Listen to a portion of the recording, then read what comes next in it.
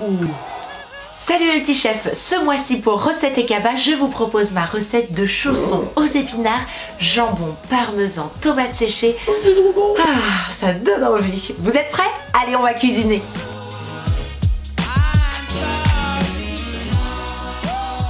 Pour commencer, on préchauffe le four à 200 degrés. On y va, on va équeuter nos épinards. Allez, à la douche. On les rince tranquillement à l'eau froide. C'est parti, on va faire tomber nos épinards avec un petit peu d'huile d'olive dans une poêle bien chaude. Et on assaisonne tout de suite. Là, on les débarrasse. À ce moment-là, pas trop cuit.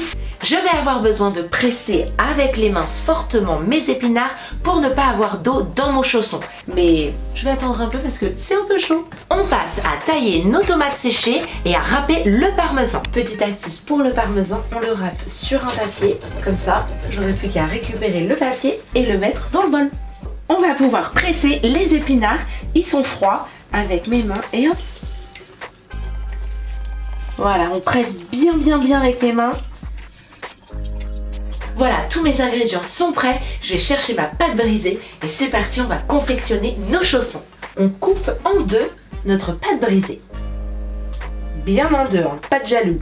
C'est parti, je vais commencer tout de suite avec ma tranche de jambon. J'enlève la couenne et je vais la disposer sur toute la surface de ma pâte brisée en faisant bien attention de laisser 2 cm de chaque côté pour pouvoir bien la fermer. Je vais mettre les épinards bien à la moitié du jambon. Allez, on passe à la tomate séchée. Et là, on va mettre des herbes de Provence. Je peux en mettre bien partout, même sur le jambon. Dernière étape, le parmesan. Wouhou! Bah, il faut être généreux là. Nos pâtes brisées sont bien garnies, on va pouvoir passer au pliage du chausson. Je replie sur le dessus et je pince avec les doigts sur les côtés. Soit on s'arrête là et vous fermez fortement avec le doigt les bords de votre chausson, soit vous me suivez, je vous montre 2 techniques super simples et très stylées, vous allez voir. Première technique, on soude avec une fourchette. Je farine légèrement ma fourchette et c'est parti, on appuie sur tous les bords. Deuxième technique, on va chiqueter.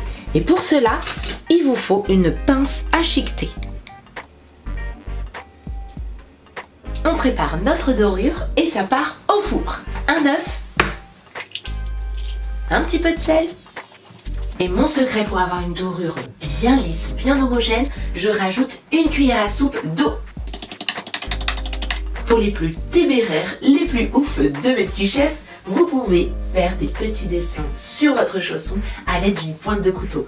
Moi, je vais rester classique parce que j'ai faim. Ah, c'est trop beau.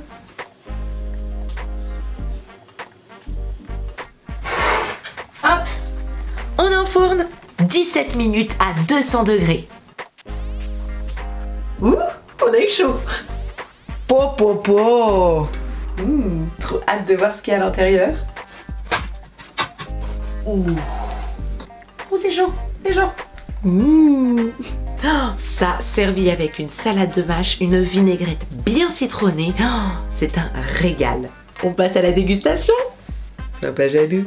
C'est hyper simple, c'est super rapide, c'est gourmand et à mon avis, ça va plaire à vos enfants.